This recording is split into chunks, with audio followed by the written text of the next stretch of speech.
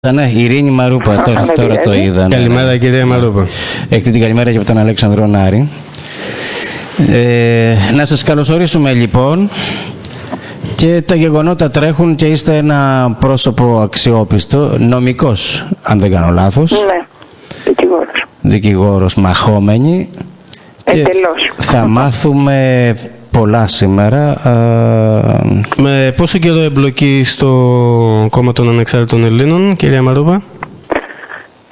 Με το κόμμα των Ανεξάρτητων Ελλήνων η συνεργασία μου προσωπικά με τον κύριο Καμένο έγινε εν ώψη των βουλευτικών εκλογών. Ήσασταν υποψήφιο. Ο κύριος Καμένος μου ζήτησε και μου πρότεινε να συμμετέχω στα ψηφοδέλτια μου, στα ψηφοδέλτια του κόμματός του, γιατί θεωρούσε ότι είμαι μια ανεξάρτητη φωνή με ιδιαίτερες αντιστάσεις, που ήθελε να είμαι στη Βουλή για να βοηθήσω με το δικό μου τρόπο, λέγοντας αυτά που πιστεύω και μόνο, αυτή τη Βουλή να είναι καλύτερη από την προηγούμενη. Δυστυχώς όμως εξελέγει ανθιμών ένας συνονόματός του, ο Δημήτρης ο Καμένος. Μάλιστα. Και... Μου θυμίζετε ανθιμών γουλιμής. Ναι, ποια είναι το ανθιμών γουλιμής. Πώς βλέπετε δηλαδή? Να που παίζουν ρόλο και τα ονόματα. Δεν τη βλέπω ικανοποιημένη όμως από την κατάσταση της σημερινής Βουλής, την κυρία Μαρούπα. Γιατί το σχολιάζαμε προηγουμένως. Θα μας το πει τώρα. Είχαμε στην προηγούμενη Βουλή αρκετά μπουμπούκια, αρκετά ποδάφτα επανεξελέγησαν και προσθέθηκαν κι άλλα. Τι λέτε? Κοιτάξτε, όταν στο ΣΥΡΙΖΑ συμμετέχει η κυρία Τζάκρη, δεν νομίζω ότι υπάρχει κάτι που πρέπει να πω. Δεν έδωσε αφορμές και παλιά η Τζάκρη και... Τι αφορμές, κύριε Ιωάννου. Ναι, τι αφορμές να δώσει η υπουργός του Παπανδρέου που έφτιαξε, εφάρμοσε το στιγνό μνημόνιο, που ένα μέρος των ιδιωτικών δανείων το μετέτρεψε σε διακρατικό, με μεγάλη αιμονή στο ότι είναι το σωστό αυτό να συμμετέχει σε μια κυβέρνηση και σε μια κοινοβουλευτική ομάδα που θεωρούσε προδότες αυτούς που το κάνανε. Δεν ξέρω, βγάλετε εσείς τα συμπεράσματα. Και δεν είναι μόνο η κυρία Τζάκρη, υπάρχουν κι άλλα στελέχη. Ενδεικτικά δεν αφορούν τα πρόσωπα. Ναι. Με αφορούν οι άνθρωποι που κρίνουν τις τύχες της χώρας μας και των παιδιών μας και οι οποίοι δεν ξέρουν ακριβώς τι γίνεται, δεν ξέρουν ο αρχηγός τους τι ακριβώς θέλει να κάνει και επίσης δεν ξέρουν το παγκόσμιο σχέδιο που υπάρχει για τους λαούς και αντιδρούν μόνο με λόγους ιδιοτέλειας. Για να διατηρούν τη βουλευτική καρέκλα τους και να παίρνουν ένα μισθό. Εξηφαίνεται, λέτε, σχέδιο παγκόσμιο, μάλιστα. Κοιτάξτε, ότι είναι παγκόσμιο το σχέδιο, νομίζω ότι είναι ευκρινές. Δεν χρειάζεται να το πω εγώ. Δεν βλέπετε δηλαδή ότι δεν είμαστε οι μόνοι που περνάμε το πρόβλημα? Η Πορτογαλία, ο λαός της Πορτογαλίας, ο λαός της Ισπανίας, ο λαός της Ιταλίας, ο λαός της Γαλλίας, οι λαοί όλοι, με την Ιρλανδία, με την Ισλανδία, δεν γίνανε τα ίδια? Η Ισλανδία πώς αντέδρασε, θυμάστε? Οι Ισλανδοί, δημοκρατικά, δεν δέχτηκε απολύτως τίποτα. Ήταν οι μοναδικοί που αντέδρασαν. Εμείς γεννήσαμε τη δημοκρατία και αυτοί την εφαρμόζουν. Εμείς έχουμε δικτατορικό καθεστώς πια. Δεν υπάρχει δημοκρατία στη χώρα μας. Όταν κάποιος εκλέγεται για να εφαρμόσει συγκεκριμένο πρόγραμμα, από το λεφτά υπάρχουν, τα ζάπια και την επαναδιαπραγμάτευση, μέχρι και τη ρήξη τώρα που έχει γίνει έντιμος συμβιβασμός, τι να λέμε, δεν ξέρω, άμα εσείς το θεωρείτε δημοκρατία αυτό, εγώ αλλιώς το λέω. Επίσης, αν προσθέσουμε και τη Βόρεια Αφρική και την Εγγύη Ανατολή, όπου φλέγονται, τότε δεν είναι τυχαία αυτά. Τα κύματα της μετανάστευσης που υπάρχουν τα τελευταία 15 χρόνια και κυρίως τα τελευταία 5 χρόνια. Εγώ όσο θυμάμαι τον εαυτό μου, πόλεμοι γίνονταν στην Αφρική και στην Ασία, στην κοντινή μας περιοχή, στις κοντινές μας περιοχές συνέχεια, και οι λαοί αυτοί πεινούσαν συνέχεια. Γιατί δεν έρχονταν στην Ελλάδα, γιατί δεν έρχονταν, δεν μετανάστευαν στην Ευρώπη? Τότε δηλαδή δεν ήταν το όνειρό τους η καλύτερη τύχη? Σε ποιον πουλάνε τα σπίτια τους σήμερα για να πληρώνουν τα κυκλώματα που τους φέρνουν εδώ? Δηλαδή δεν είναι λίγο πολύ περίεργα όλα αυτά μαζί? Άρα λέτε ότι είναι ενορχιστρωμένα αυτά τα καραβάνια. Είμαι δικηγόρος μάχημη και επειδή το 2009 βρέθηκα στις επάλξεις με το Πασόκ και πολύ γρήγορα κατάλαβα ότι κάτι άλλο συμβαίνει και κάτι δεν πάει καλά εδώ που βρίσκομαι και άρχισα να αντιδρώ και να ψάχνω και να αναρωτιέμαι ποιος καθορίζει την τύχη της χώρας μου και γιατί αυτοί στους οποίους πίστευα ότι θα κάνουν το καλύτερο κάνουν το απολύτως κακό. Άρχισα να ψάχνω, όπως έψαξε όλος ο ελληνικός λαός, να μάθει τι είναι τα spreads, ποιες είναι οι αγορές. Ποιες είναι οι αγορές? Δεν είναι εντυπωσιακό ότι όλα τα κράτη του κόσμου χρωστάνε? Όλα τα κράτη του κόσμου χρωστάνε 31-3. Σε ποιον τα χρωστάνε? Λεφτά που δεν γεννήθηκαν ποτέ από τράπεζες. Οι τράπεζες βγάζουν λεφτά από αέρα. Δεν υπάρχει αντίκρισμα σε χρυσό, σε πραγματική αξία, σε πλούτο, σε γη. Λοιπόν, σε ποιον χρωστάνε αυτοί οι άνθρωποι? Δηλαδή, όλοι εμείς, τα κράτη, οι λαοί, οι ιδιώτες που χρωστάμε, σε ποιον τα χρωστάμε αυτά? Τι είναι οι αγορές? Ένα κουτί είναι που μπαίνουν μέσα κουμπαράς, που μπαίνουν μέσα λεφτά? Όχι, οι αγορές είναι ιδιοκτησία κάποιων ανθρώπων. Βέβαια. Οι άνθρωποι αυτοί, λοιπόν, θα σας πω ότι ο James Gladfelder το 2011, αφού ξεκίνησε όλο αυτό να κινείται και να κορυφώνεται, ένας καθηγητής μαθηματικών στην Ελβετία, ξεκίνησε με μια ομάδα και έψαξε οι εισηγμένες εταιρείες στα χρηματιστήρια μέχρι τάξεως αγορών, αυτό που λέμε αγορές, που ανήκουν. Και το βρήκε ο άνθρωπος αυτός. Βρήκε λοιπόν ότι είναι 13 εκατομμύρια εταιρείες εισηγμένες στο χρηματιστήριο, 43.000 πολυεθνικές, στις οποίες ανήκουν οι 13 εκατομμύρια εταιρείες. Από αυτές είναι 700 κεντρικές εταιρείες, στις οποίες συμπεριλαμβάνονται η Deutsche Bank, η Barclays, η Bank of America, η BNP Paribas, όλες αυτές που ξέρουμε, και οι οποίες ανήκουν σε 13 οικογένειες. Φανταστείτε λοιπόν ότι όλοι αυτοί οι κολοσσοί, βρήκε δε το εξαιρετικό, έτσι, το αξιοπερίεργο, ότι οι ισολογισμοί των κεντρικών τραπεζών, δηλαδή της JP Morgan, της Goldman Sachs, της Deutsche Bank, της Bundesbank, όλοι αυτοί οι ισολογισμοί σε σχέση με τους ισολογισμούς των εταιριών που ελέγχανε ήταν δυσανάλογα μικροί. Δηλαδή, ενώ ελέγχουν 13 εκατομμύρια εταιρείες εισηγμένες στο χρηματιστήριο στον κόσμο, που είναι τεράστια τα λεφτά που διακινούν, οι ισολογισμοί τους ήταν σαν να είναι η εταιρεία της διπλανής πόρτας. Που σημαίνει ότι το κρύβανε, δεν θέλανε να φαίνεται ο έλεγχος που ασκούσαν, ο κυριαρχικός έλεγχος που ασκούσαν σε όλες αυτές τις εταιρείες, συμπεριλαμβανομένες της Τράπεζας της Ελλάδας, βέβαια, έτσι, και όλων των κρατικών τραπεζών του κόσμου. Η οποία είναι Τράπεζα της Ελλάδος κατ' εφημισμών, έτσι. Απολύτως. Το 1927 φτιάχτηκε η Τράπεζα της Ελλάδας από τον Βενιζέλο, όπου δείτε φτιάχτηκε εξ αρχής ως ανώνυμη εταιρεία, ποτέ δεν υπήρξε κρατική, και που στο άρθρο 8 υπήρχε δέσμευση ότι το ελληνικό δημόσιο δεν μπορεί να αποκτήσει πάνω από το 8% των μετοχών. Άκουσον.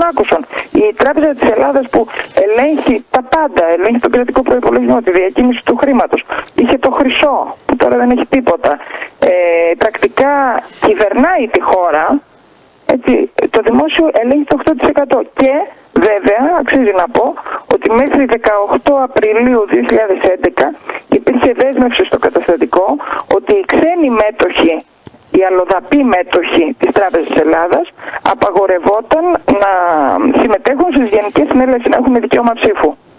Αυτό 18 Τετάρτου 2011 επί Γεωργίου Παπανδρέου άλλαξε. Και τώρα απολύτως και ξεδιάντροπα, θα μπορούσα να πω, την Τράπεζα της Ελλάδος την καθορίζουν τις αποφάσεις της οι αλλοδαποί μέτοχοι, που είναι πλειοψηφία βέβαια. Με δύο λόγια, αντιμετωπίζουμε ένα παγκόσμιο μεγαθύριο, το οποίο βρίσκεται είτε σε κρίση είτε έχει δημιουργήσει επί τούτου την κρίση, λέτε εσείς. Εννοείται ότι δημιούργησε. Και η αντιμετώπιση αυτού του θηρίου, ποια θα έπρεπε να είναι κατά τη γνώμη σας? Έχουμε το παράδειγμα της Ισλανδίας από τη μία μεριά και έχουμε και την Ελλάδα. Έχουμε ένα στέλεχος των ΑΝΕΛ εδώ, το οποίο βλέπει το κόμμα το οποίο υποστήριζε να βρίσκεται όχι απλά μέσα στη Βουλή, γιατί θυμίζω ότι πριν ξεκινήσουν οι εκλογές κάποιοι λέγανε ότι δεν θα είναι στη Βουλή, αλλά είναι μέσα στη Βουλή και είναι και κυβερνητικός εταίρος.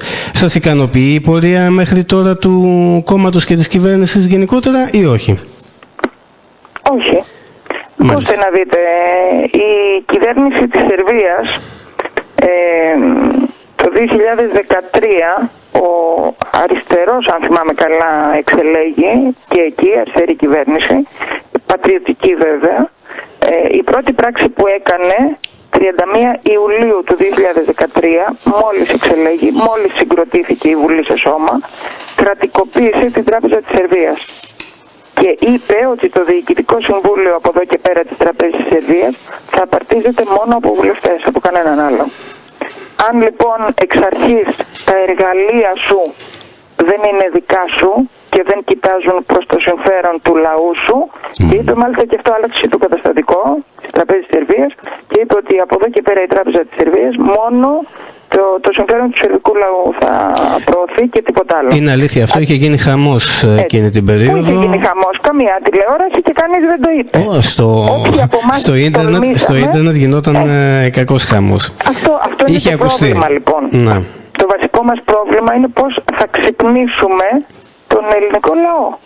Διότι όταν ο ελληνικός λαός αντιληφθεί ακριβώς τι παίζεται εις βάρος του και στην πλάτη του και στις επόμενες γενιές κυρίως και πρωτίστως, τότε είναι σίγουρο ότι θα αντιδράσει, και όταν αντιδράσει δεν υπάρχει καμία κυβέρνηση ολιγαρχική που παριστάνει τη δημοκρατική που θα μπορέσει να αντισταθεί, γιατί είμαστε οι πολλοί και είναι οι λίγοι. Οι λίγοι δεν μπορούν να καθορίζουν τις τύχες μας με τρόπο αντίθετο στα συμφέροντά μας. Δεν θα έπρεπε να έχει αντιδράσει ως τώρα με κάποιο τρόπο? Και πώς εννοείται την αντίδραση? Να. Δηλαδή δεν θα ξεχάσω ότι στο 9, όταν η κρίση άρχισε να δείχνει τα δόντια της, μιλούσαν όλοι ότι αν θα αγγίξεις αυτό ή αν θα αγγίξεις το άλλο θα σηκωθούν και οι πέτρες. Έχουν αγγιχτεί τα πάντα. Τι έχουν αγγιχτεί δηλαδή? Έχουν καταχουφτωθεί, αλλά δεν σηκώθηκαν οι πέτρες. Δεν σηκώθηκαν οι πέτρες. Είναι η συλλογική ενοχή που κατάφεραν και μας πέρασαν. Τι ακριβώς? Ποιος είναι ο λόγος? Για να κλείσω το προηγούμενο θέμα, γιατί είναι σημαντικό να πούμε τα ονόματα και να λέμε γενικώς τα ονόματα. Χθες πληροφορήθηκα και εγώ μέσω του διαδικτύου ότι ο Πούτιν εξέδωσε εντάλματα σύλληψης κατά τους όρους του Ροκφελέρ και του Ρόθστσιλντ. Το έχει ξανακάνει αυτό που πριν από ένα χρόνο. Το έχει ξανακάνει. Οι άνθρωποι αυτοί λοιπόν είναι που κυβερνούν τις αγορές. Οι άνθρωποι είναι αυτοί που καθορίζουν τις τύχες μας, τις τύχες του λαού μας και που μας έχουν καταντήσει εδώ που είμαστε. Και όλοι αυτοί που βλέπουμε να παριστάνουν τους πρωθυπουργούς και τους υπουργούς, κατά το μεγαλύτερο τους μέρος έχουν αποκαλυφθεί ότι είναι υπάλληλοι τους. Δεν είναι άνθρωποι που κυβερνούν κυριαρχικά. Δεν υπάρχει ο Ομπάμα, δεν είναι ένας άνθρωπος που εξελέγει μόνος του, που είναι ο καλός, ο Αφροαμερικανός που ανέβηκε στην ηγεσία του Δημοκρατικού Κόμματος, είτε ο Παπανδρέου είτε ο Σαμαράς κλπ. Είναι άνθρωποι τοποθετημένοι πρακτικά την κατάλληλη στιγμή να παίξουν το συγκεκριμένο ρόλο. Και ο Κλίντον πιο πριν και πάει λέγοντας. Όλοι. Ισχύει παγκοσμίως, αυτό δεν είναι. Υπό την έννοια αυτής της τοποθέτησης που κάνατε προηγουμένως. Ναι. Αντίπαλο δέος θεωρείτε όλης αυτής της κατάστασης ότι είναι η Ρωσία του Πούτιν? Είναι προφανές καταρχάς ότι ο Πούτιν είναι πραγματικός ηγέτης. Ναι, αυτό είναι αλήθεια. Το αποδέχονται οποιοδήποτε μπορεί να κοιτάξει. Είναι πραγματικός ηγέτης και ασχολείται με το πραγματικό συμφέρον του ρωσικού λαού, που είναι πολύ σημαντικό. Από την ώρα λοιπόν που έχει πάρει τις αποφάσεις του ο ίδιος και ο ρωσικός λαός τον στηρίζει, είναι σίγουρο ότι κάνει το σωστό. Το αν αυτό το σωστό θα έχει το αποτέλεσμα το νικηφόρο είναι άλλο θέμα. Αλλά ξέρετε, δεν είναι και τρόπος να μην αντιστεκόμαστε. Και εδώ έρχομαι στο τι να κάνουμε. Το τι να κάνουμε το είπε ο Γλέζος. Δεν χρειάζεται, δεν κομίζω εγώ γλάφκας, δεν φέρνω εγώ την καινούρια σοφία. Ας το ξανακούσουμε όμως. Ούτε κάνω εγώ την έξυπνη. Ο Γλέζος λοιπόν που κατάλαβε σε τι συμμετέχει όταν εξελέγει η νέα κυβέρνηση και διαμορφώθηκε, και είπε βέβαια, γιατί εκεί ήταν η σημαντική διαφορά σε σχέση με το πριν, ποιος είναι ο ΣΥΡΙΖΑ και τι κυβέρνηση έφτιαξε.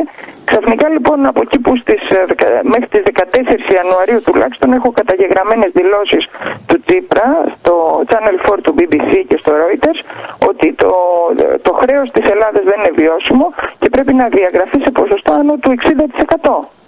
Αυτό λοιπόν ξαφνικά με το που εξελέγει η νέα κυβέρνηση, σε μια εβδομάδα διαμορφώθηκε, την ίδια μέρα άρχισε ο Βαρουφάκης, που διορίστηκε ως Υπουργός Οικονομικών, να λέει παντού σε όλο τον κόσμο 17 φορές την ημέρα το χρέος το ελληνικό θα ξεπληρωθεί μέχρι το τελευταίο ευρώ. Το κατάλαβα. Ποιος του έδωσε εντολή τη διαγραφή άνω του 60% να την κάνει, θα ξεπληρωθεί μέχρι το τελευταίο ευρώ. Και ο Τσίπρας βέβαια επανέλαβε, ο πρωθυπουργός μας, τις συγκεκριμένες δηλώσεις. Αυτό έφερε την εξέγερση του Γλέζου, ο οποίος δεν ενοχλήθηκε επειδή θα χαλάσει η στεροφημία του. Δεν είναι. Ο άνθρωπος αυτός είναι σε μια ηλικία πια που ό,τι έχει κερδίσει το έχει κερδίσει πάρα πολύ νωρίς, με την αγάπη του τη γνήσια για την πατρίδα και με την αυταπάρνηση που επέδειξε τότε που ύψωσε την ελληνική σημαία επί της γερμανικής κατοχής στην Ακρόπολη, και με την αδιαφορία που έδειξε στη ζωή του. Επομένως, ο άνθρωπος αυτός δεν μπορεί στα 90 του δεν φοβάται να μιλήσει. Και δεν του νοιάζει κιόλας, αν θέλετε. Ένας άνθρωπος που έχει φτάσει στις δυσμάς του βίου του, δεν του νοιάζει αν θα πεθάνει σήμερα αύριο και τι θα λέει ο κόσμος μετά γι' αυτόν. Του νοιάζει αυτό για το οποίο πολέμησε, αυτό για το οποίο αδιαφόρησε, για τη ζωή του που την ξεπέρασε και θεώρησε ότι δεν πειράζει και ας σκοτωθώ, αρκεί την πατρίδα μου, αυτό που έλεγε ο Σωκράτης. Της οικογένειας και απάντων μητρός και πατρός και των άλλων απάντων προγόνων των τιμιότερων και σεμνότερων και αγιότερων στην πατρίς και παραθεής και παρανθρώπης της νουν έχουσιν. Δηλαδή στους ανθρώπους, ανάμεσα στους ανθρώπους που έχουν μυαλό, η πατρίδα είναι σημαντικότερο και από την οικογένειά τους και από τη ζωή τους και από τα πάντα. Ο άνθρωπος αυτός λοιπόν για ποιο πράγμα μίλησε? Για την πατρίδα. Και τι είπε? Το θέμα που σηκώθηκε στα κανάλια ήταν οι δύο πρώτες του φράσεις, συγγνώμη που συμμετείχα στην εξαπάτηση πρακτικά. Όχι, κατά λέξη ήταν αυτό.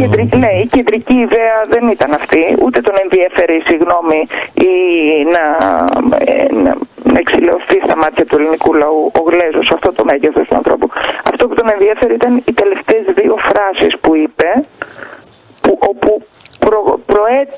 προέτρεπε και προκαλούσε τον ελληνικό λαό λέγοντας ότι όσοι ψηφίσατε ΣΥΡΙΖΑ, όσοι είστε φίλοι, όσοι πιστέψατε σε αυτή την κυβέρνηση, μην κάτσετε με σταυρωμένα τα χέρια, κάντε λαϊκές συνελεύσεις σε κάθε γειτονιά και εναντιωθείτε σε αυτό που συμβαίνει το αντιδημοκρατικό. Αυτό μας έλεγε. Μην κάθεστε και μην περιμένετε. Δεν θα έρθει από τον ουρανό το φως. Εσείς θα το φτιάξετε το φως. Εσείς θα διεκδικήσετε την πραγματοποίηση των ονείρων σας, την πραγματοποίηση των δεσμεύσεων αυτής της κυβέρνησης. Μην το αφήνετε στην τύχη του το θέμα. Αυτό μας είπε να κάνουμε. Κατόπιν κυρία Μαρούπα φωτογραφήθηκε με τον κύριο Τσίπρα. Θα μπορούσε να έχει στο τσεπάκι του και την παραίτηση, μάλλον την ανεξαρτητοποίηση του, όπως έκανε και ο Μαριάς όταν έφυγε από τον Καμένο. Για άλλους λόγους ο Μαριάς όμως. Εντάξει, τα μεγέθη δεν είναι ίδια. Κοιτάξτε τώρα, η ιδιοτέλεια νομίζω ότι είναι γραμμένη στο μέτωπο του καθενός μας. Όσοι έχουν και όσοι δεν έχουν αντιστοίχως. Και όλοι κρινόμαστε και όλοι κρίνουμε βέβαια. Όπως κριτική εγώ θα κάνω και για τον κύριο Πούτιν που αναφερθήκατε πιο πριν. Τρέχει στην Αλάσκα τώρα κοινοπραξία ρωσικών και αμερικανικών συμφερόντων. Εντάξει, είναι θυμωμένος με την ιστορία που του κάναν στην Ουκρανία, αλλά εντάξει. Αυτό που είπε η κυρία Μαρούπα όμως ήταν ότι είναι ηγέτης που κοιτάει τα συμφέροντα της χώρας. Και επίσης αυτό να μην το προσπερνάμε. Αυτό μάλλον ισχύει. Επίσης δεν ξέρω με τους ολιγάρχες της Ρωσίας τι ισορροπίες κρατάει. Επειδή εγώ μεγαλώνοντας έζησα το ψυχροπολεμικό κλίμα, πρακτικά δηλαδή δεν καλοθυμάμαι τα γεγονότα του ψυχρού πολέμου, έτσι, Ρωσία-Αμερική και αυτό στην κόψη του ξηραφιού. Νομίζω ότι περισσότερο από ποτέ και από τότε, σήμερα είμαστε στην κόψη του ξηραφιού και σε μια ισορροπία του τρόμου μεταξύ Ρωσίας και ό,τι αποτελεί τη Δύση, που δεν είναι η Αμερική. Η Αμερική δεν διοικείται μόνη της, διοικείται από τη Fed. Μια αγγλοσαξονική Δύση. Επομένως, η οποία ελέγχεται από τις αγορές που είναι οι συγκεκριμένοι άνθρωποι κλπ. Επομένως, η ισορροπία αυτή του τρόμου θέλει και τρόπο, αν θέλετε. Δεν είναι εύκολο δηλαδή να μην γίνει το μπαμ, γιατί αυτή τη στιγμή είναι περίπου ισοδύναμες οι δυνάμεις, με μεγαλύτερη ισχύ στη δυτική πλευρά, να την ονομάσω έτσι, που είναι Αμερική, Ισραήλ και οι σύμμαχοι. ενώ η Ρωσία με τους BRICS που έφτιαξε με την Κίνα, Ινδίες, Βραζιλία, αρχίζει να αποκτά τώρα μεγαλύτερη ισχύ. Οι Ινδίες τρέχουν πάρα πολύ στην τεχνολογία, η Κίνα δεν το συζητάμε, οικονομικά έχει ξεπεράσει τους πάντες όλους και τρέχει με ρυθμούς τέτοιους που σε λίγο θα είναι αξεπέραστη. Θα τη βλέπουμε με τηλεσκόπιο. Επίσης έχει έναν εθνικό ιστό πάρα πολύ δεμένο. Επομένως η ισορροπία αυτή του τρόμου, ξέρετε ποιος θα αποκτήσει το πάνω χέρι, είναι πάρα πολύ δύσκολη. Γιατί οι Δυτικοί καταλαβαίνουν ότι σε 10 χρόνια, σε 5, σε 3, δεν ξέρω σε πόσα, η άλλη πλευρά που λέγεται BRICS θα είναι αξεπέραστη. Και αυτά που ακούμε και μας λένε και προπαγανδίζουν με τα ρούβλια, με το ότι όλοι μαζί τα φάγαμε, με το όλα αυτά είναι μέθοδοι προπαγάνδας προκειμένου να μας κρατάνε προσοχή. Να μας κρατάνε στα κρεβάτια μας και στους καναπέδες μας. Και να τρέμουμε μην ανταλλάξουμε την όποια ευζοία που πια ούτε αυτή δεν υπάρχει. Η ευμάρεια έχει καταργηθεί. Έτσι. Θα προσθέσω, κυρία Μαρούπα. Να φοβόμαστε μην πεινάσουμε, ας πούμε, με αντάλλαγμα την ελευθερία μας όμως. Δέστε πόσο μεγάλο είναι το αντάλλαγμα και πόσο μικροί φαινόμαστε σε σχέση με τους προγόνους μας πια. Όντως, οι νέες γενιές θα δουλεύουν για ένα κομμάτι ψωμί. Θα προσθέσω σε αυτά που λέτε, κυρία Μαρούπα, το εξής, ότι έβλεπα χθες ότι οι γεννήσεις στην Κίνα είναι μέσα σε ένα 5 λεπτό, γύρω στα, μάλλον στην Αμερική είναι γύρω στα 67 στην Αμερική, στην Κίνα είναι 277 νομίζω και στην Ινδία 397. Αυτά τα παιδιά πάνε στο σχολείο. Επομένως, αυτή η τεχνογνωσία που έχουν σήμερα, ενώ τα παιδιά των τριών αυτών δυνάμεων. Λοιπόν, άρα η τεχνογνωσία που θα έχουν στην Αμερική όλο και θα λιγοστεύει και στην άλλη μεριά, Ινδία και Κίνα, όλο και θα αυξάνεται. Αν το καθεστώς βέβαια επιτρέψει να ανθίσουν και την Ευρώπη τώρα, για να έρθουμε και στο άλλο πολύ ωραίο θέμα. Η Ευρώπη έχει... Κάτι θέλει, σας διακόπτω, κρατήστε τη σκέψη σας, κάτι θέλει να ρωτήσει ο Αλέξανδρος. Η Ρωσία, θα συνεχίσουμε σε αυτό το μοτίβο, η Ρωσία με την προσάρτηση της Κριμαίας πέτυχε μια στρατηγική νίκη. Είναι γεγονός αυτό. Με την ιστορία της Ουκρανίας κατάφερε να κρατήσει τα πράγματα εκεί που ήθελε και να μην επιτρέψει σε αυτή την επανάσταση εισαγωγικά να κυριαρχήσει. Από την άλλη όμως δεν θα πρέπει να υποτιμάμε το αντίπαλο δέος, καθώς και τις δυνατότητες που έχουμε εμείς να ταχθούμε με την εκεί μεριά και κατά πόσο η εκεί μεριά στα αλήθεια μας θέλει. Δηλαδή πιστεύω ότι ως έθνος είμαστε σε μια περίεργη κατάσταση, ένα έθνος συνόρων που δεν μπορούμε πάντα εύκολα να διαλέγουμε πλευρά. Ναι, μεν έχουμε ένα παγκόσμιο πόλεμο, αλλά δεν ξέρω κατά πόσο πραγματικά θα μπορούσαμε να πάμε προς τη μεριά της Ρωσίας εξ ολοκλήρου. Δεν ξέρω εσείς πώς θα το βλέπατε αυτό και ποια είναι η θέση σας εκεί. Σε σχέση με την θέση της χώρας μας σε αυτή την σύγκρουση που διαφαίνεται ανάμεσα στις νέες και στις παλιές δυνάμεις. Θα σας απαντήσω με τη φράση που είχε πει ο Ανδρέας Παπανδρέου. Προτιμούμε να ανήκουμε στους Έλληνες. Δεν το κατάλαβα. Γιατί πρέπει να ανήκουμε στους Ρώσους ή στους Αμερικανούς-Ισραηλινούς. Μιλούσα για στρατηγική τοποθέτηση. Θα σας πω λοιπόν. Έτσι. Δεν μπορούμε να έχουμε ηγεσία που ασχολείται μόνο με το συμφέρον του ελληνικού λαού. Και στο πλαίσιο αυτό καταλαβαίνετε, νομίζω ότι είναι και αυτονόητα κάποια πράγματα. Όταν μια ηγεσία ασχολείται μόνο με το συμφέρον του λαού της, αυτονόητα, ηθικά αν θέλετε, πρακτικά, όπως και να το πούμε, τάσεται, είναι στο πλευρό και σύμμαχοι μπορεί να είναι μόνο με μια άλλη ηγεσία που πάλι ασχολείται με το συμφέρον του λαού της. Σε αυτό το παγκόσμιο παιχνίδι που τι θέλει? Το παγκόσμιο παιχνίδι θέλει έλεγχο και ανελευθερία, υποδούλωση όλων των λαών. Νομίζω ότι είναι αυτονόητα, δεν είναι δηλαδή να διαλέξουμε μεριά και ποιος θα μας δώσει τα πιο πολλά, γιατί το θέμα δεν είναι θέμα χρημάτων. Και το όχι, δεν είναι θέμα χρημάτων, είναι θέμα επιβίωσης. Αυτό που αναφέρω... Δεν είναι θέμα επιβίωσης, είναι θέμα ελευθερίας. Είναι θέμα, ακόμα περισσότερο. Ναι, θέμα ελευθερίας, θέμα επιβίωσης, όπως θέλουμε να το λέμε. Αυτές είναι ζήτημα... οικογένειες, συγγνώμη που διακόπτω, που να ολοκληρώσω. Όχι, εσείς είστε που μιλάτε. Που λέμε, έχουν ασύλληπτο το πλούτο στα χέρια τους. Έχουν όλο το χρυσό της Αμερικής κρατών στην βασιλεία της Ελβετίας, που εδρεύει η Τράπεζα Διεθνών Διευθετήσεων. Είναι συγκεντρωμένος, λένε, όλος ο χρυσός της γης πρακτικά. Όλος ο χρυσός των κρατικών τραπεζών, των θησαυροφυλακίων. Αυτοί οι άνθρωποι λοιπόν τον έχουν όλο τον πλούτο. Αν θα αποκτήσουν την Ελλάδα σαν γη παραπάνω, ή την Ιταλία ή την Γαλλία, δεν τους λέει κάτι. Είναι σαν να λέμε έχω 500 σπίτια, θα έχω 1000 σπίτια. Δεν σου κάνει διαφορά από ένα σημείο και μετά. Το παιχνίδι πια είναι παιχνίδι εξουσίας, είναι παιχνίδι κυριαρχίας.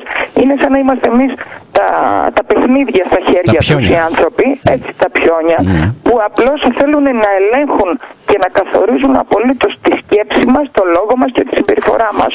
Αυτό νομίζω ότι είναι αυτονόητο ότι δεν πρέπει να το δεχτούμε και να το επιτρέψουμε, ακόμα και αν το τίμημα είναι η πείνα. Δηλαδή, δεν ξέρω, θα σας θυμίσω μάλλον του Κάλβου, που έλεγε ότι λαός που κοιτάζει με αδιαφορία τον τάφο του και τους εχθρούς του με αυταπάρνηση είναι προορισμένος να νικήσει. Νομίζω ότι είναι αυτονόητο. Δηλαδή δεν υπάρχει επιλογή ανάμεσα στην ελευθερία και στο μισθό των 500 ευρώ. Την ελευθερία πρέπει να προτιμήσουμε, και αν θέλετε δια της ελευθερίας θα εξασφαλίσουμε και τον πλούτο. Με ποιο τρόπο? Θα κρατήσουμε δικά μας τα χωράφια που μας αφήσανε, που ελευθέρωσε ο Κολοκοτρώνης και το 40, αυτοί που παθαίνανε τις χιονίστρες και κόβονταν τα πόδια τους στην Ήπειρο. Για ποιο πράγμα πολέμησαν αυτοί οι άνθρωποι? Τα χωράφια, ο αέρας, το υπέδαφος, τα ορυκτά, τα πετρέλαια. Θα μου πείτε, θα τα βγάλουμε μόνοι μας, θα τα κάνουμε μόνοι μας? Κοιτάξτε, είπαμε, αυτό το παγκόσμιο παιχνίδι έχει σαν στόχο την ελευθερία μας. Δεν μπορεί εμένα το παιδί μου αύριο να σπουδάσει και να είναι με 2 διδακτορικά για να δουλεύει 15 ώρες τη μέρα με 300 ευρώ. Έτσι, δεν έχει νόημα. Δηλαδή από ένα σημείο και μετά καλύτερα να βόσκεις πρόβατα και να φυτεύεις στάρια. Είναι τυχαίο που μια αγροτική περιοχή που ήταν η Ελλάδα, ειδικά εσάς εκεί, οι κάμποι, οι ατελείωτοι, επιδοτούσαν, μας βάζανε να φυτεύουμε αυτά που ήταν για πέταμα. Αυτά που δεν θα... Ακακίας. Που δεν θα χρησιμοποιούσαμε. Είναι δυνατόν να μην έχουμε μαλακά στάρια στην Ελλάδα? Είναι δυνατόν δηλαδή να μην έχουμε ψωμί να φάμε? Είναι δυνατόν να επιδοτούσαν τα σκληρά στάρια και να έχουμε μόνο μακαρόνια? Και να ξεριζώνουμε δείτε πώς μας οδήγησαν σιγά σιγά στην κατάσταση που είμαστε σήμερα και στην οποία αισθανόμαστε, και βλέπω ότι αισθάνεται και αυτή η κυβέρνηση, που θα δούμε την κυβέρνηση, είναι εγκλωβισμένη. Σε τι ακριβώς είναι εγκλωβισμένη?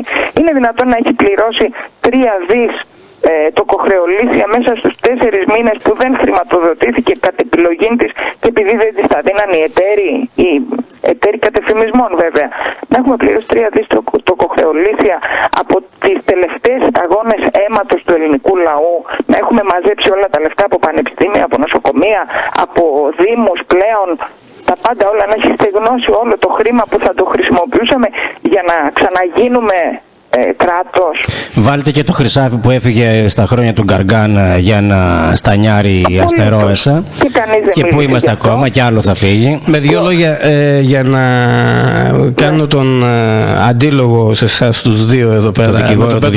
Με τον Πέτρο τον κάνω συνέχεια, με εσάς δεν τον έχω κάνει. Η απάντηση σε όλη αυτή την κατάσταση είναι κατά τη γνώμη σας μια επανάσταση, έτσι, με ό,τι αυτό συνεπάγεται, αλλά επανάσταση. Κοιτάξτε, εγώ το είχα πει και όταν κυβερνούσε ο Παπανδρέου. Πολύ εύκολο θα ήταν για όλους μας, χωρίς να κάνουμε κάτι. Καταρχάς, ακούω πολύ συχνά στηρίζω την κυβέρνηση τώρα. Όταν ρωτάω λοιπόν σε τι τη στηρίζεις την κυβέρνηση, λέει δεν βλέπεις, λέει μάχονται κλπ. Πριν από λίγο το είχα πει εγώ. Τι μάχονται, δηλαδή τι κάνουν ακριβώς? Το πουκάμισο που είναι απ' έξω είναι η μάχη. Το ότι λένε εμείς δεν θα υποκύψουμε στο κόψιμο των κύριων και επικουρικών συντάξεων, γιατί για να δούμε δηλαδή για τι πράγμα συζητάμε, εδώ η Bundesbank εδώ και 3 χρόνια έχει πει ότι η λύση στο χρέος της Ελλάδας είναι μία.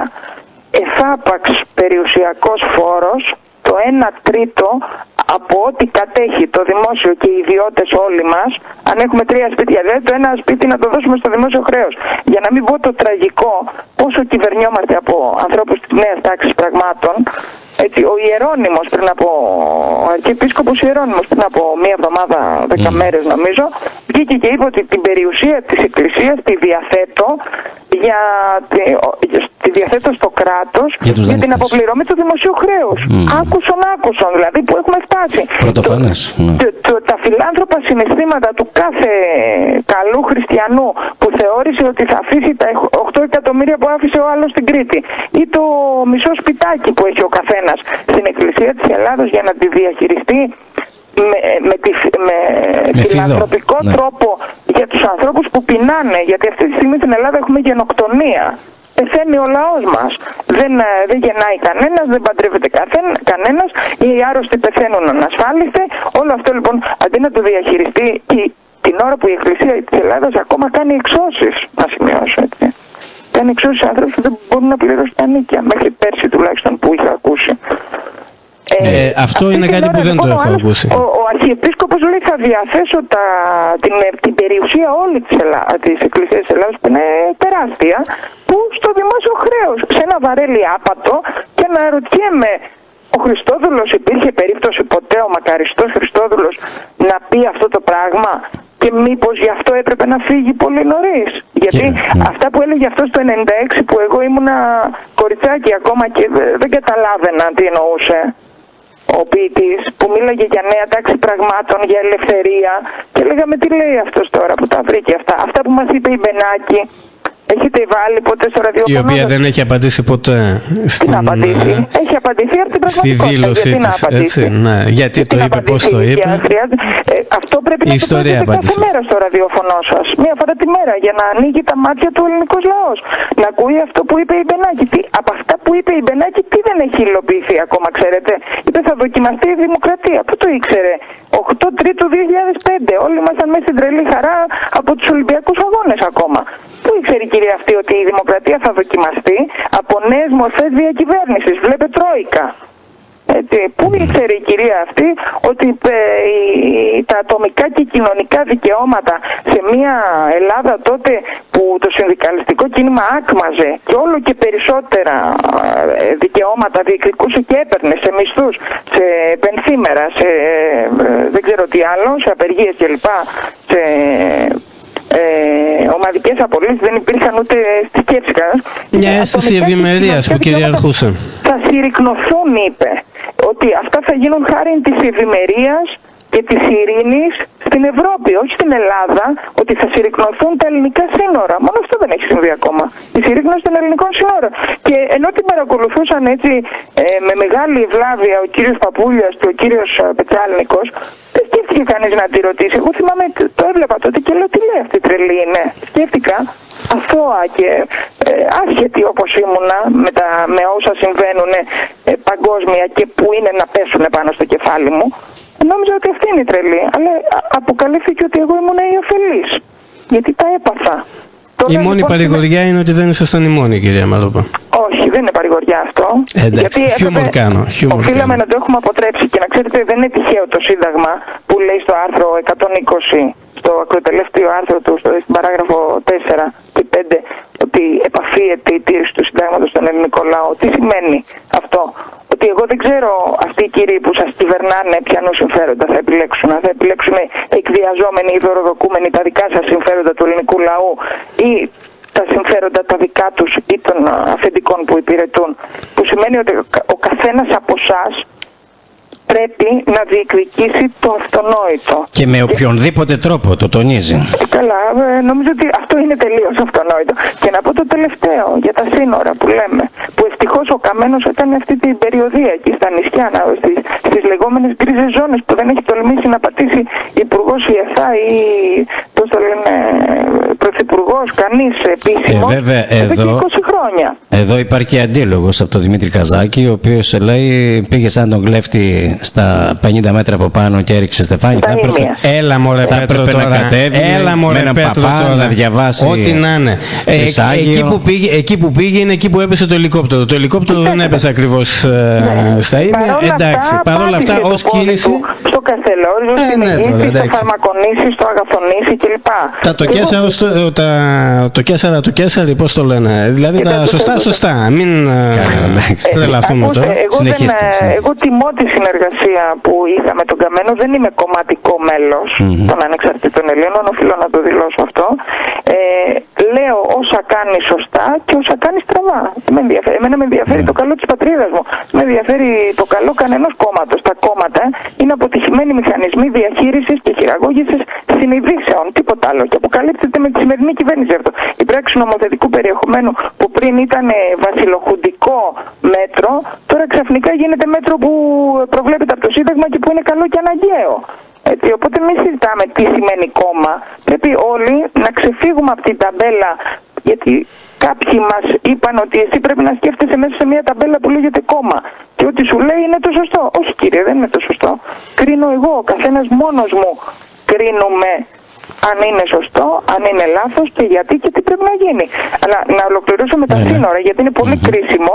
Τώρα εδώ και 2-3 μέρες στις τουρκικές, σε 2 μεγάλες τουρκικές εφημερίδες, μία είναι η Χουριέτη, η άλλη δεν θυμάμαι ποια είναι, γράφουν ότι 150 τουρκικά νησιά στο Αιγαίο έχουν παράνομα καταληφθεί από τους Έλληνες. Και το αναφέραμε προηγουμένως. Κάνουν διαδηλώσεις. Έτσι, που σημαίνει ότι έρχεται και το επόμενο στάδιο, να μην μιλήσουμε δε για τη Θράκη που όχι απλώς εγκαταλελειμμένη, αλλά ειρηνικά έχει καταληφθεί κατά μεγάλο μέρος μέσω της τουρκικής τράπεζας, της Ziraat Bank, που άρχισε να δανειοδοτεί όλους τους Έλληνες αδιακρίτως με υποθήκη την γη τους. Και καλύπτει τα κενά τα δικά μας. Με δώριο ύπο το εκεί τουρκικό προξενείο, το οποίο παρά τις αντιδράσεις της τοπικής κοινωνίας εξακολουθεί να είναι στη θέση του. Θυμίζω το κίνημα προξενείο Stop, το οποίο έκανε μεγάλη αναταραχή και ανακατοσούρα, αλλά δεν μπόρεσε να προχωρήσει. Γιατί η ανακατοσούρα έγινε μόνο στη Θράκη, κύριε μου. Δεν έγινε πουθενά αλλού. Δεν είχαν τη δυνατότητα οι άνθρωποι οι οποίοι κάναν αυτή την αναταραχή να έρθουν στη Λάρισα να παρουσιάσουν τα θέματα και δυστυχώς φοβάμαι ότι αν ερχόταν στη Λάρισα και παρουσίαζαν το ζήτημα της Θράκης και τα προβλήματα του τουρκικού προξενείου, θα είχαμε το συνήθι κοινό 100-120 άτομα. Δεν θα είχαμε 4 και 5.000. Εκεί είναι το πρόβλημά μας και εκεί συμφωνούμε. Εξαρτάται από το πόσο θα αντιληφθεί ο καθένας μας πόσο σημαντικά είναι όλα αυτά. Θα σας πω όμως ότι εγώ συμμετείχα σε μια εκδήλωση ως ακροάτρια καταρχήν, αλλά μίλησα κιόλας στην Πάρο πέρσι το καλοκαίρι που ήμουν στις διακοπές μου, η οποία έγινε και σε συνεργασία με τη Μητρόπολη στον αυλόγυρο της Παναγιάς της Πάρου, και όπου η εκδήλωση αυτή ήταν η Χαρά Νικοπούλου. Μίλησε η Χαρά Νικοπούλου και ο σύζυγός της, ο οποίος είναι διεθνολόγος, για τα θέματα της Θράκης και για το, βέβαια κυρίως για το καινούριο εγχείρημά της, που είναι ένα ορφανοτροφείο που έχει φτιάξει εκεί στη Ξάνθη, αν θυμάμαι καλά, όπου παίρνει τα παιδάκια και τα μεγαλώνει με ελληνικό τρόπο, με βάση την χριστιανική ορθόδοξη θρησκεία και την ελληνική ιστορία και παιδεία. Και μιλώντας τα εκεί, παιδάκια Ρωμιών ή τουρκογενών? Γενικώς παιδάκια και Πομάκων, γιατί απεμπολίσαμε μόνοι μας, διώξαμε τους Πομάκους οι οποίοι ήταν μαζί μας. Πικρές ιστορίες ανοίγουμε. Και είναι ακόμα. Η Χαρά Νικοπούλου είναι ο ορισμός του φοβικού μας συνδρόμου απέναντι στους Τούρκους. Μια γυναίκα η οποία αποφάσισε και πολέμησε το τοπικό σύστημα, σήκωσε το ανάστημα, αγνοήθηκε και θεωρήθηκε ως πρόβλημα. Από το να σας πω λοιπόν ότι εκεί υπήρχαν 2 Τούρκοι πράκτορες. Και όταν σηκώθηκα εγώ και μίλησα για νέα τάξη πραγμάτων και για πώς έρχονται όλοι αυτοί οι μετανάστες και τι γίνεται, κάποιοι από τους ομιλητές υδροκόπησαν. Ειλικρινά σας μιλάω, και ο Μητροπολίτης γύρισε και με κοίταξε, γιατί δεν είχε καταλάβει ο κόσμος ακόμα ποια είμαι, ποιος μιλάει, ας πούμε, τι είμαι κλπ. Πώς τολμώ και λέω αυτά που λέω. Όταν λοιπόν πήγα κοντά και μίλησα μαζί τους, μου είπανε ότι έχεις καταλάβει τι κάνεις. Λέω τι κάνω, λέω αυτά που ξέρουμε όλοι. Μου λέει εδώ ο τάδε και ο τάδε τους ξέρανε, λέει κιόλας. Είναι τουρκοί πράκτορες. Λέω εντάξει, κανένα πρόβλημα. Τι να κάνουμε τώρα. Εντάξει, δεδομένο, μην το τρελαθούμε κιόλας. Δεν θα αυτολογοκρινόμαστε και στη χώρα μας. Δεν θα σταματήσουμε να διεκδικούμε το δίκαιο στη χώρα μας. Αλλά δείτε πώς γίνεται ο ειρηνικός επικισμός. Θα σας πω. Μέσω των λαθρομεταναστών πια. Δεν χρειάζεται να κάνουν εισβολή οι Τούρκοι. Απλώς κάποια στιγμή θα ανακαλύψουμε ότι στη Θράκη η πλειοψηφία είναι μουσουλμανικής καταγωγής. Εκτελούν τις οδηγίες του ΟΖΑΛ πριν από... Κυρία Μαρούπα, μας πιέζει ο χρόνος πλέον να κάντε μια αναφορά και για το μεταναστευτικό. Ποια θα ήταν η ιδέουσα αντιμετώπιση του, για πέστε μας. Θα σας πω καταρχάς ότι στην ΚΟ που πηγαίνω πολύ συχνά σαν δικηγόρος μου έκανε εντύπωση πέρσι. Οι Τούρκοι είναι τόσο οργανωμένοι και έχουν τέτοια πολιτική, εξωτερική, συγκεκριμένη, διεισδυτική, που οργανώνουν, ακούστε, λέει, τους αρέσουν, λέει, η ελληνική παραδοσιακή χωρί, στους Τούρκους τώρα μιλάμε, και κάνουν, λέει, ανταλλαγές, μαθαίνουν, έχουν οργανώσει και μαθαίνουν στην Τουρκία σε ανθρώπους, σε συλλόγους, τους ελληνικούς παραδοσιακούς χορούς, και μία φορά την εβδομάδα σας ξαναλέω, ποιος το χρηματοδοτεί αυτό το πράγμα. Πηγαίνουν στην ΚΟ σίγουρα, που ξέρω, δεν ξέρω για τα άλλα νησιά, και χορεύουν μαζί με τους Έλληνες, ότι είμαστε αδέλφια, είμαστε αγαπημένοι, είμαστε ένας λαός, αυτά όλοι μαζί χωράμε και δεν ξέρω τι άλλο. Και αυτό έχει αμβλύνει, όπως καταλαβαίνετε, το συναίσθημα, το εχθρικό που οφείλουμε να διατηρούμε σε σχέση με τους Τούρκους, γιατί αλλιώς δεν μπορούμε να επιβιώσουμε. Αυτοί είναι 100 εκατομμύρια και εμείς είμαστε 10 με τα βία. Το γι' αυτό με μεταναστευτικό που σας είπα ότι είναι ο ειρηνικός επικισμός. Αυτό είναι ένα σχέδιο που έχει εξηφάνει ένας κύριος ονόματι Κούντενχοφ Καλέργης το 1925, παρακαλώ πολύ, ο πατέρας της Πανευρώπης, της Ευρωπαϊκής Ένωσης. Αυτός πρώτος συνέλαβε ότι η Ευρώπη πρέπει να ενοποιηθεί, να γίνει ομοσπονδία σαν την Αμερική κλπ. Τα σχέδια του ανεστάλησαν λόγω του Χίτλερ και μετά όταν φτιάχτηκε η Ευρωπαϊκή Ένωση φτιάχτηκε πάνω στα χνάρια που αυτός έφτιαξε. Αυτός ο κύριος λοιπόν στο βιβλίο του που έγραψε το 1925 είχε πει ότι η Ευρώπη πρέπει να κατοικηθεί κατά μεγάλο μέρος από αφροασιατικές φυλές, οι οποίες είναι εύκολο να δημιουργώντας ένα πολυπολιτισμικό κοπάδι. Αυτά τα λέει και ένας κύριος, ένας καθηγητής στο Χάρβαρτ που λέγεται Πάντνα, ότι για αυτά τα λέει τώρα ή τα έλεγε τότε? Ο καθηγητής του Χάρβαρτ τα έχει γράψει στο βιβλίο του, δεν θυμάμαι πώς λέγεται το βιβλίο του, το 1925. Όποιος πατήσει στο ίντερνετ. Ναι, όχι, μιλάω για τον καθηγητή του Χάρβαρτ. Ο Πάντνα είναι τωρινός. Είναι τωρινός, μάλιστα. Είναι τωρινός, όπως ο κύριος. Διαχρονική η θεωρία δηλαδή. Κοιτάξτε, ένα σχέδιο δεν γίνεται, ξέρετε, αυτή μια ώρα. Θέλει το χρόνο του να υλοποιηθεί. Ο κύριος λοιπόν αυτός λέει ότι για να χειραγωγείς εύκολα ένα λαό, όταν έχει ομοιογένεια θρησκευτική, ιδεολογική, εθνική, ιστορική, γλωσσική, δεν μπορείς να τον πολεμήσεις εύκολα, γιατί είναι μια γροθιά. Την κατάλληλη στιγμή δηλαδή όλοι αυτοί θα ενωθούν, θα τα βάλουν όλα στην άκρη και θα πολεμήσουν για την ελευθερία. Όταν όμως έχεις ένα κοπάδι από ζώα, να πω εγώ, ανάμεσα είναι και κατσίκια και πρόβατα και αγελάδες κλπ. Δεν ξέρεις ποιον θα ακολουθήσουν όλο αυτό το κοπάδι το διαφοροποιημένο, ποιον θα ακολουθήσει. Κανέναν συντεταγμένα. Γιατί άλλα πιστεύει, άλλα καταλαβαίνει και άλλα θέλει να κάνει. Αυτό λοιπόν που προσπαθούν να κάνουν με την πολυπολιτισμικότητα που μας την έχουν βάλει σαν έννοια ότι είναι μια αριστερή ιδέα και μια καλή ιδέα, όχι, δεν είναι καθόλου αριστερή ιδέα. Αλλιώς θα το είχε κάνει ο Λένιν με το Στάλιν στη Ρωσία. Δεν κατάλαβα το κάνανε και αυτοί, το παλέψανε. Όχι επειδή ήταν αριστεροί, επειδή ήταν δικτάτορες. Ο Στάλιν τουλάχιστον. Πολεμήσανε την πολυπολιτισμικότητα, όχι την κάνανε. Όχι, πήραν λαούς από μία περιοχή και τους πηγαίνανε σε άλλες περιοχές. Να θυμίσω τους Τατάρους της Κριμαίας, τους Έλληνες της... Κακός χαμός γινόταν εκεί. Ναι. Λοιπόν, αυτό που συμβαίνει τώρα... Σε πρώιμο στάδιο. Ο ΙΕ είπε το 2000, έκανε εκτίμηση ότι στην Ευρώπη το 2025 θα κατοικούν 159 εκατομμύρια Αφροασιάτες. Φανταστείτε νούμερο, που σημαίνει ότι δεν υπάρχει πια. Οι φυλές όλες θα ανακατωθούν μεταξύ τους. Η λευκή φυλή, γιατί υπάρχουν φυλές όπως και να το κάνουμε, θα ανακατευτεί με τις άλλες με την επιμιξία και το αποτέλεσμα που θα προκύψει είναι... Εύκολα διαχειρίσιμο. Είναι εύκολο διαχειρίσιμο, γιατί είμαστε άνθρωποι άλλων νοοτροπιών. Δεν μας συμβαίνει τίποτα εκτός από το ότι είμαστε άνθρωποι, βέβαια, όχι ανώτεροι και κατώτεροι. Δεν έχω καμία σκιά στο μυαλό μου ότι οι άνθρωποι αυτοί είναι αδέλφια μας, όντως. Άνθρωποι, αδέλφια μας. Απλώς δεν χωράμε όλοι μαζί. Η λύση λοιπόν. Δύο είναι οι λύσεις για να μπορέσουμε να αντισταθούμε αποτελεσματικά. Η μία λύση λέει ότι αυτούς που έρχονται παράνομα δεν μπορούμε να τους καταγράφουμε. Η Frontex την έστειλε η Ευρωπαϊκή Ένωση εδώ για να μας πιέσει και να φροντίσει να σιγουρευτεί ότι με ελληνικές δυνάμεις, πληρώνουμε εμείς δηλαδή αστυνομικούς και δημοσίους υπαλλήλους, για να καταγράφουν τους λαθρομετανάστες. Γιατί το κάνουμε αυτό, δεν το κατάλαβα. Η Frontex είναι ο χωροφύλακας, μάλιστα. Έτσι, ο χωροφύλακας της καταγραφής, όχι της απαγόρευσης εισόδου. Δείτε δηλαδή την παράνοια που υπάρχει. Πρώτον, δεν πρέπει να τους καταγράφουμε. Γιατί όταν τους καταγράφουμε σημαίνει ότι οπουδήποτε στην Ευρώπη συλληφθούν, αν κατορθώσουν να πάνε προς Ευρώπη, θα γυρίσουν στην Ελλάδα.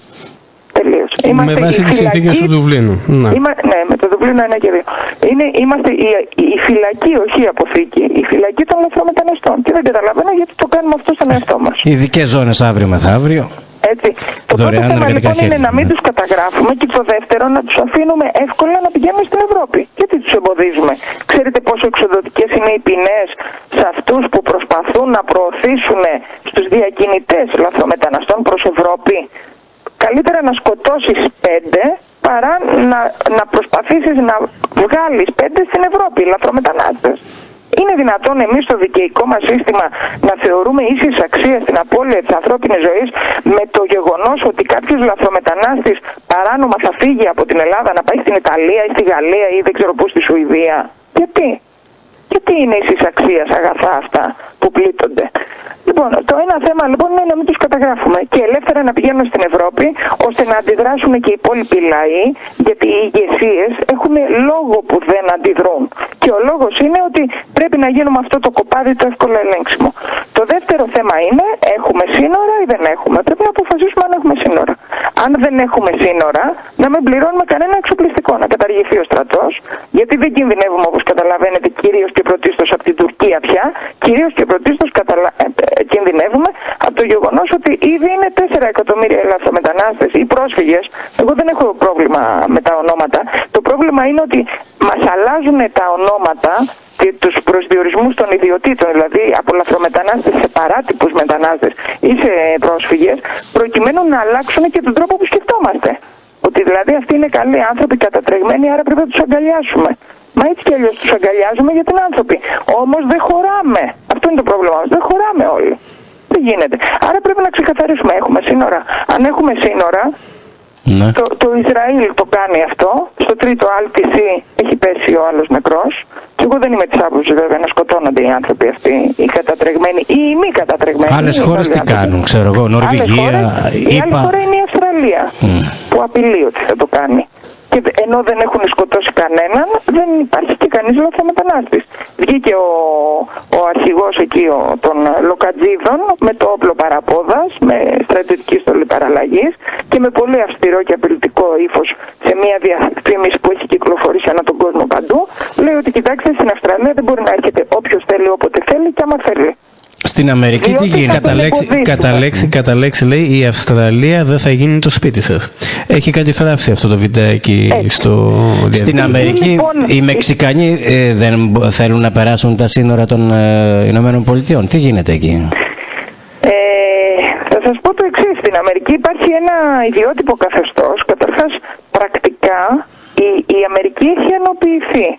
Δηλαδή πρακτικά η κυβέρνηση του Καναδά και η κυβέρνηση του Μεξικού, θυμάστε πότε ακούσατε τελευταία φορά ότι ο πρωθυπουργός του Καναδά έκανε αυτό ή πήγε εκεί, επισκέφθηκε αυτόν ή εμείς κλπ. Δεν υπάρχουν, είναι περιφέρειες. Το Μεξικό και ο Καναδάς είναι περιφέρειες της Αμερικής και υπάγονται στην Αμερικανική κυβέρνηση πια. Δεν είναι αυτοδύναμες, δηλαδή δεν ασκούν εξουσία. Υπάρχει η Βορειοαμερικανική Ένωση, η οποία εξελίσσεται ραγδαία σε αντίστοιχο της Ευρωπαϊκής Ένωσης. Γιατί πρέπει όλοι να είμαστε ενωμένοι σε ομοσπονδία κλπ. Διότι έτσι φάνηκε αυτό με εμάς, με την Ευρωπαϊκή Ένωση. Και ετοιμάζεται και η Ευρωατλαντική Ένωση. Ελέγχονται πολύ εύκολα. Και μάλιστα μέσω των νομισματικών ενώσεων, ας πούμε, διαλύονται οι λαοί, όχι απλώς ελέγχονται. Άρα η Αμερική είναι ένα άλλο καθεστώς που όμως και εκεί υπάρχει αντίδραση. Μετά δείτε ότι η Αμερική φτιάχτηκε με αυτόν τον τρόπο. Δηλαδή δεν μπορούμε να συγκρίνουμε και εντελώς ανώμια πράγματα. Η Αμερική από την αρχή είχε μια πολυπολιτισμικότητα σε μεγάλη κλίμακα, διότι οι πρώτοι που την ανακάλυψαν ήταν οι Ισπανοί και οι πρώτοι που πήγαν εκεί ήταν οι Άγγλοι. Αλλά δεν πήγαν μόνο αυτοί, πήγαν πάρα πολλοί και από πάρα πολλούς λαούς. Αναγκαστικά λοιπόν υπήρχαν και οι ηθαγενείς. Δεν γινόταν να μην είναι πολυπολιτισμική η Αμερική, αλλά μιλάμε για μια τεράστια έκταση με τεράστιο πλούτο.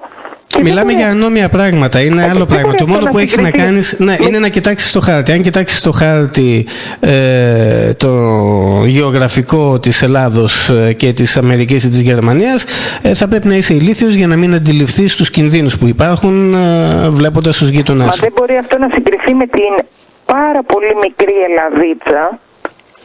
Είναι αδύνατο να συγκριθούν αυτά τα πράγματα. Και με τη θέση της μικρής Ελλάδας. Η Ελλάδα ανέκαθεν είχε απόλυτη ομοιογένεια πληθυσμού και αυτό μας βοήθησε να επιβιώσουμε.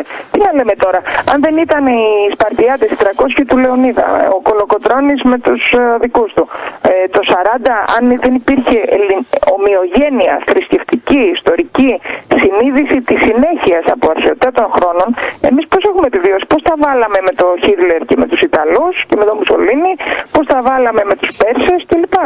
Πώς με τους Τούρκους αντέξαμε. Η τρέλα μας βοήθησε να επιβιώσουμε. Το γεγονός ότι αδιαφορούμε για τον τάφο μας, προτιμούμε την ελευθερία μας. Υπάρχει άλλος τρόπος. Αν αυτό λοιπόν το χάσουμε, την ομοιογένεια αυτή, και μάλιστα νομίζω ότι και ως πολεμική τεχνική στα κράτη αυτό προτείνεται, ότι όσο πιο ομοιογενής είναι ο πληθυσμός, τόσο περισσότερο δεν μπορείς να τον σπάσεις.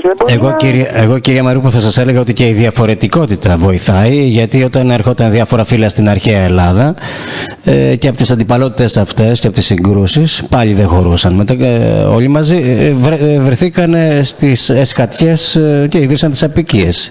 Η Μητρόπολη από εδώ. Πέτρο, δεν ήρθαν διαφορετικού έθνους φύλλα, ήρθαν ενός έθνους φύλλα. Έχουμε διαφορές. Ολοκληρώστε κυρία Μαρούπα τη σκέψη μια σας. Πολύ ενδιαφέρουσα κουβέντα η οποία έχει περάσει τη μία ώρα, Πέτρο. Ξεκινήσαμε για μισή ώρα και φτάσαμε στις 5. Ποταμός. Φίλοι γράφουν ότι τους συγκλονίσατε και το πείραμα το θεωρούμε πετυχημένο και θα το επαναλάβουμε. Ολοκληρώστε παρακαλώ. Μεγάλη μου τιμή και που μου τηλεφωνήσατε και πραγματικά συγκινούμε από τον τρόπο που αντιδρά ο κόσμος. Ολοκληρώνω λέγοντας ότι οι Σπαρτιάτες, λέει, όταν πολεμούσαν πρόσφατα, κάπου το διάβασα αυτό, δεν ρωτούσαν, λέει, πόσοι είναι οι εχθροί, αλλά πού είναι. Πρέπει λοιπόν να αντιληφθούμε τους εχθρούς μας και να τους πολεμήσουμε με κάθε μέσο που διαθέτουμε, καταρχήν ειρηνικό, και αν δεν γίνεται με ειρηνικό να βρούμε άλλο τρόπο. Κυρίως όμως να μην πιστεύουμε την εικονική πραγματικότητα που μας παρουσιάζουν. Ακριβώς. Θα βλέπουμε με τα μάτια μας, θα ακούμε με τα αυτιά μας και θα σκεφτόμαστε με το μυαλό μας. Όχι με την κομματική ταμπέλα αυτού που ψηφίσαμε ή αυτού στον οποίο πιστέψαμε και ενταχθήκαμε. Κλείσατε με τον καλύτερο τρόπο, κυρία Μαρούπα. Εγώ θα έλεγα. Χάρηκα πάρα πολύ. Και εμείς. Πόσοι, αλλά πού. Εγώ θα προσθέσω σε αυτά που είπατε. Παλιά λέγαν το όπλο παραπόδα.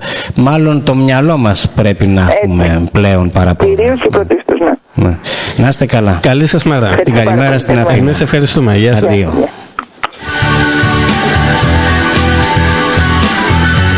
10 και 4 λεπτά, φίλοι μας. Ήταν μια συνέντευξη Ποταμός. Μια πολύ καλή συνέντευξη, από τις πολύ καλές. Πραγματικά εντυπωσιακή η κυρία Μαρούπα, να την ξαναέχουμε. Πάντα οι νομικοί έχουν, πώς να το πω, έχουν προτερήματα. Όχι, δεν έχει να κάνει. Δεν είναι πάντα. Το θέμα είναι να έχει να πει κάτι ο άλλος, να έχει να μιλήσει, να έχει να αντιπαρατεθεί, να έχει επιχειρήσει.